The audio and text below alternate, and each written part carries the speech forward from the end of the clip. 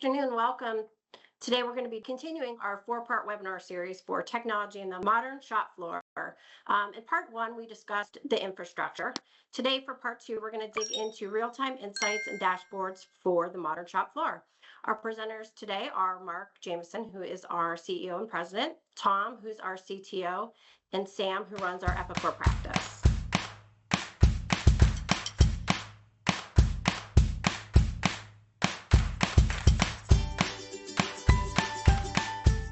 For those of you who are not familiar with 2W Tech, we're a technology solutions and managed service provider specializing in solutions for the manufacturing and distribution industries. We have an extensive line card that ranges from Epicor ERP, Microsoft Cloud, all the way through cybersecurity and much, much more. You can visit us at 2wtech.com to get a full picture of all the solutions and services that we offer. I will now turn it over to Mark, who's going to get us started. Hey, thanks, Sue. Hi, everybody. This is episode 2 of our 4-part series of modernizing the shop floor. We picked this series because it's dawned on us that the shop floor is, from a technology perspective, at times is the forgotten entity in a manufacturing facility. Tom, I mean, what are some of the things that we see when we talk to our clients, what's happening on the shop floor? Yeah, so I mean, so first of all, we're walking in, often being brought into, a multi-generational shop, for instance, so we've got, you might have machine tools that are brand new, multi-axis, computerized tools, all the way back to a lathe that's been sitting there and being run continuously for the last, 75 years. And they might be right next to each other in the same shop. Sometimes, you're going to have multi-generational teams running those machines too. So you might have, the experts, and you might have, the next group of apprentices. So that's the equipment itself, but the infrastructure tends to look the same way. So let's talk about infrastructure, because that's what because episode 1 was infrastructure. We, if you're interested, it is available on our YouTube channel, the 2W Technologies, 2W Tech YouTube channel. And let's kind of recap just some of the stuff we talked about at that time, Tom. Yeah, that's really good. We, like you said, session 1, we focused on the infrastructure as the foundation for a modern shop floor. And that's really, the base we're going to be building everything over the next, today and the next 2 sessions as well. So we focused on three key pillars: reliable, flexible, and secure. So reliable, we talked about consistent connectivity, like have solid Wi-Fi, solid networking, keep operations running without interruptions. And we looked at flexibility, mobile devices, tablets, scanners, adaptable to changing production needs right there on the floor. And then secure. We talked about authentication methods, multi-factor authentication, the criticality of that, meeting compliance requirements, protecting your data. And then also briefly about those audit and compliance requirements, things like ITAR for our defense manufacturers. So, those pillars, they reduce costs, they improve efficiency, and they give us a foundation to set up tools like ERP and integrations, dashboards, reporting, all that fun that we're going to talk about today about real-time insights. Yeah, so that's available on our YouTube channel if you want to catch up. But like any good series, these are also standalone. So I think you'll be able, if you didn't see episode 1, you can certainly keep up with episode 2. So this time around, we're talking about what do we do with the information that we're capturing off the shop floor. And Sam, trying to keep it simple, trying to have actionable items, takeaways, like we try to do on these things right away. But what are we going to talk about today?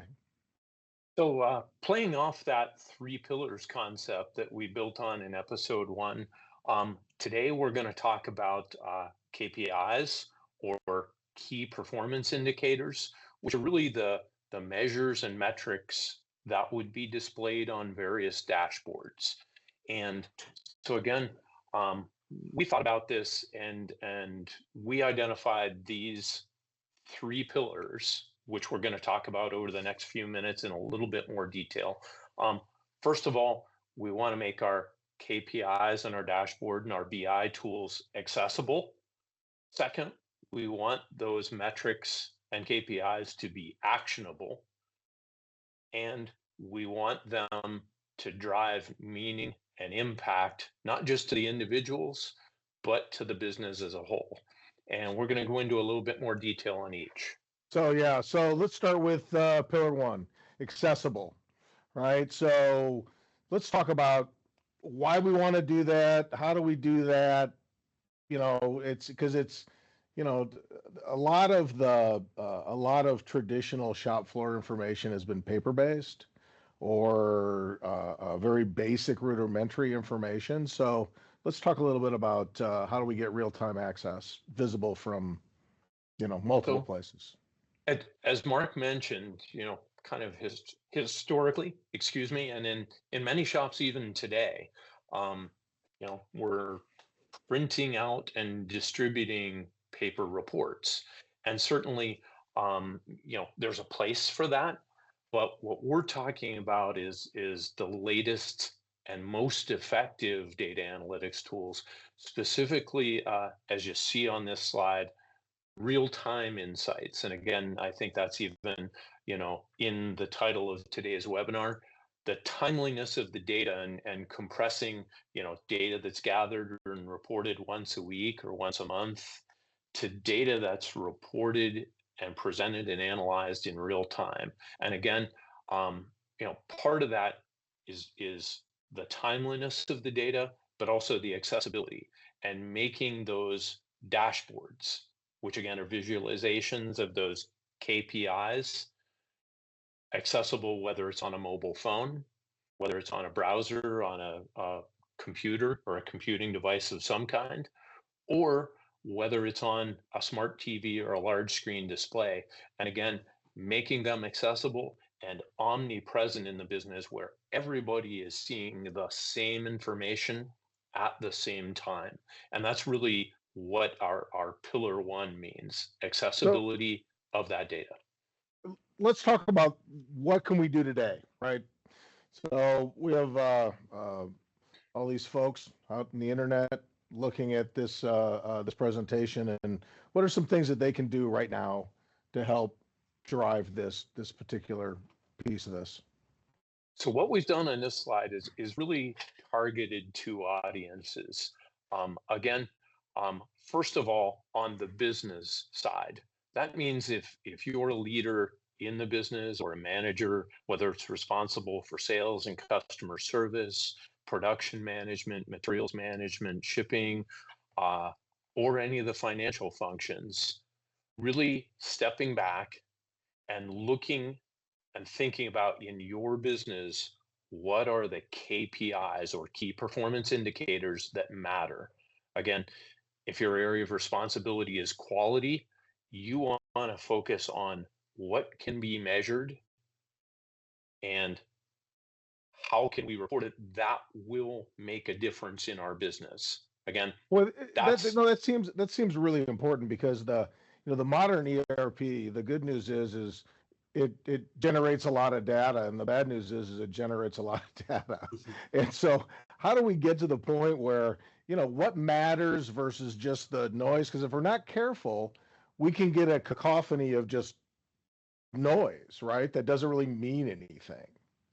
And so as we start to look at some of this stuff, how do we take that information and how do we make it actionable, right? How do we get past this just overabundance of just stuff and get it to be actionable, which is our second pillar.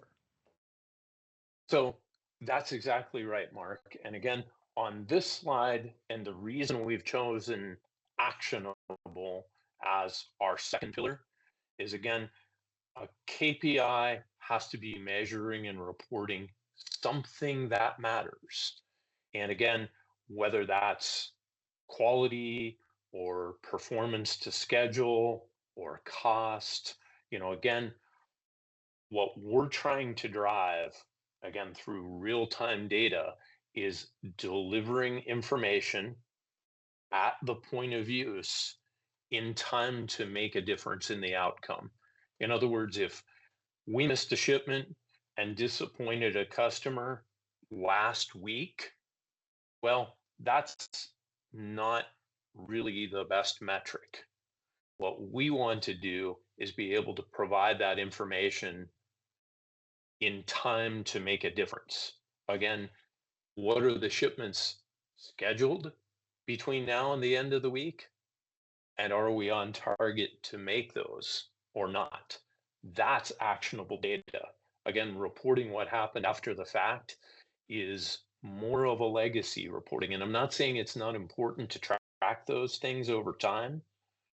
But again, our goal and the point of this actionable pillar is deliver the information in a way that can be understood and acted upon in time to make a difference. And that's a good point, because you end up, I mean, a report is a picture in time, and it's out of date the moment you print it or the moment you dump it into an Excel spreadsheet. And to your point, there are information that you want, that's that picture of that time, financial data, for example. How did we perform last month is a good example of that.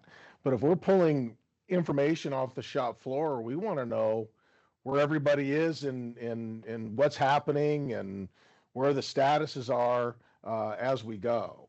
And so what are some quick things that we can do there, Sam, that to present ourselves to get the actionable data? So again, we've targeted two parts of the business. If your function lies within the business, our recommendation to you today is to start thinking about how to identify a small number of measurements that really matter in each department or business function. And again, from sales and customer service, maybe even upstream to quoting and estimating, on through to accounting, month-end closing, and everyone in between. Start thinking about what are the things we can measure and report on in real time that can make a difference in the business. And again, no, Tom, I don't want to leave you hanging here. I want to get you into the conversation. But collecting the data and getting the appropriate data out is, I mean, you and I have actually spent the last couple of days here at 2W doing almost that exact same thing. Yeah, I mean, that's there's layers to that, right? There's what we talked about last week. So there's the infrastructure, being able to collect the data, having the devices, knowing what the data is that you're collecting, that Sam's been really pointing to here. What are the things that we need to make sure we know? And then there's, how is that being done? So business intelligence is the big thing now. We're looking at data lakes, data warehouse type tools, Microsoft Fabric. How do you hook together your data? How do you keep from having duplicate copies of your data? How do you get it in real time where it belongs? And starting small, starting with these are the discrete things that we need to be gathering, that we need to, in order to drive those dashboards that we're about to talk about more, and then get that data into an accessible format. So as we're a Microsoft partner, and for us that looks like Microsoft Fabric. So whatever the underlying systems are, creating those routes so that the reporting tools can get to it. The first one can take a minute, but once you start to build those routes, it's actually pretty straightforward. But just normalizing the data sometimes is half the challenge, so that you can present it in the KPIs. Okay, so Sam, let's talk about meaningful. So I think this one's really where the rubber meets the road. Again, as Mark said a few minutes ago, it's any modern ERP system can collect and report a ton of data. But what I want to focus on with meaningful is, again, meaningful KPIs are tied to strategic goals of the organization. And again, When we were talking about this and preparing this content, somebody mentioned, and maybe I'm dating myself by this, but does anybody remember Stephen Covey back in the 80s and 90s? One of his principles was to begin with the end in mind. And again, if we start with those strategic objectives of the company, whatever they are, we can work backwards to what KPIs can help us measure our progress against that strategic goal. And then from there, we can work backwards one more step to identify those data points we need. So again, meaningful KPIs and meaningful data collection means we measure what matters and start with a goal and work back to the measures.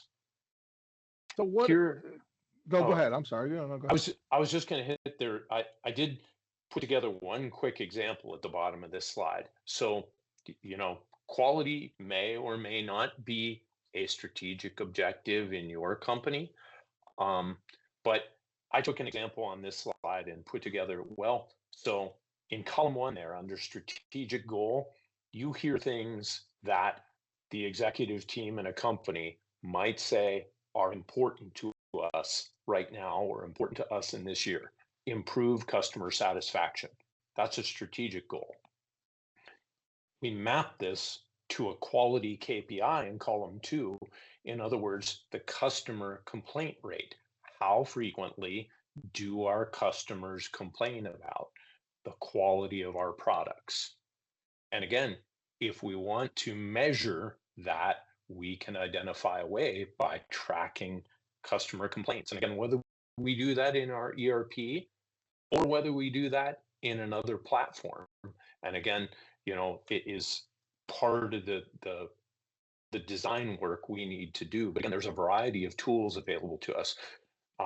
Tom had just mentioned, for example, Microsoft Fabric. If we're not going to measure, quality events like customer complaints in our ERP, we can turn to the M365 platform and the Microsoft Fabric to gather and report that data and then bring it into harmony with some of the other examples that I've identified here on this slide. I'm not going to belabor them, but I am including them here just to get you thinking about how you can take a strategic goal, turn it into a KPI, and identify the things that need to be measured to make it matter.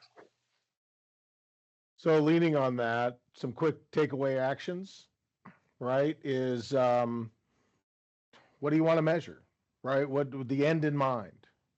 So as we start to look at that, right, I mean, it's how do you do it? How do we measure it? And then how do we communicate it out, right, Sam? Yes. And I think an important starting point, especially for senior management and executive teams, is to make sure that those strategic priorities are clear. And also look for places where they may conflict with one another. For example, we may have a strategic priority to reduce inventory carrying costs, but we may also have a strategic priority to improve our customer order fulfillment and service levels. And those two right there are a recipe for conflict. And again, I think it's a thing we can all work on right now to identify where those strategic goals conflict, and then from an executive level, set priorities to say A is more important than B or B is more important than A, because that can then drive us in terms of how we design our KPIs. Well, I think too, if you're coming up with a strategic priority and then you're going to work your way backwards, if you can't measure it and you can't define it, then maybe it's not a good strategic priority. So let me ask you this. So as you work with our clients, what are some of the KPIs that they're asking about, or they're asking us to help figure out how to measure? So I'd encourage everybody, if you haven't thought about these in a while, whether you're an AI aficionado or whether you like a good old Google search, just look or do a search or interact with Copilot or, ChatGPT or your choice of AI LLMs and ask the question, something like, what are some common KPIs for manufacturers? And I think you'll probably get a list of, somewhere around 15 or 20. And again, they'll run from the quoting process. Like, for example, if a strategic goal is to improve our market share, one of the things we probably will want to measure is our number of quotes generated to new customers, which is a thing we can measure in the Epicor Kinetic ERP, and we can measure in other ways as well. But the bottom line is start thinking about those. Now, two that come to mind and that we're hearing a lot about from many of our clients today is one called, and again, apologize for all the acronyms, but OEE, which stands for overall overall equipment efficiency. And again, there's a quality component, an availability component, and a performance to standard component in that. But it's a very simple metric expressed as a percentage. And I think that's one worth looking at for anyone in the manufacturing business. Another common KPI, again with its own acronym, is OTIF, on time in full. And this is a measure of order fulfillment. And again, if you're using a Kinetic ERP or any of its predecessors, you have the ability to gather this measure today. Again, it's what percentage of orders are shipped on time and in full. If the customer ordered 100, we shipped 100, not 90 and not 85. And did we ship it when we say we were going to ship it? Again, fairly easy metrics to start with, but again, very impactful in terms of many strategic attributes, customer satisfaction, and our overall financial performance as well. So they're easily identifiable. We can pull them out and we can present them through either a Power BI or Grow or a Epicor dashboard. I know I just yada-yada'd over probably a week's worth of effort there that it takes, but relatively simply can get visibility into that stuff. Okay. So what's you guys got anything else you want to add? I've got a recap slide here, but anything we forgot to talk about that you guys want to toss in here? All right. So what's next? So we've gone through, we talked about the KPIs, we talked about the infrastructure, how to get real-time insights into from dashboards and that's fed up through your infrastructure that we handled in episode 1. Episode 3 is going to be streamlining your operations in ERP with automation. Basically, how do we get information off the shop floor and into your ERP system? We're gonna help dissect that step for you, and then the last episode is going to be creating a competitive advantage, and hopefully we're gonna put it all together for you to bring you some value in this entire shop floor series. That's it. If you have any feedback, always our contact information is up on the screen. My email is just sue@2wtech.com. Always willing for questions, suggestions, anything that you guys have coming off of this. So thank you, Mark, Tom, and Sam, and we will see everybody next time. Thanks, everyone. Thanks, everyone.